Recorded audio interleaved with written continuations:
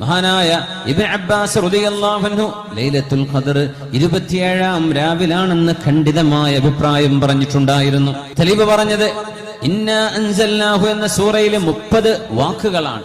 ആ രാത്രി സമാധാനമാണ് എന്ന് പറഞ്ഞ ഹിയ, ആ രാത്രി എന്നത് 27-ാമത്തെ വാക്കാണ്. അങ്ങനെ വരികയാണെങ്കിൽ സുബ്ഹാനല്ലാഹ്, റമളാൻ 27-ാം രാവ്, 30 ദിവസങ്ങളിലെ 27, 30 വാക്കുകളിലെ 27-ാമത്തെ വാക്കാണ് ഹിയ.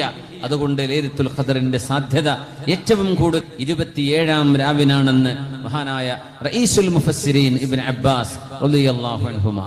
അതോടൊപ്പം ലൈലത്തുൽ ഖദർ അല്ലാഹു ഈ സൂറയിൽ 3 തവണയാണ് ആവർത്തിച്ചത്. ലൈലത്തുൽ ഖദറിൽ 9 അക്ഷരങ്ങളാണ്.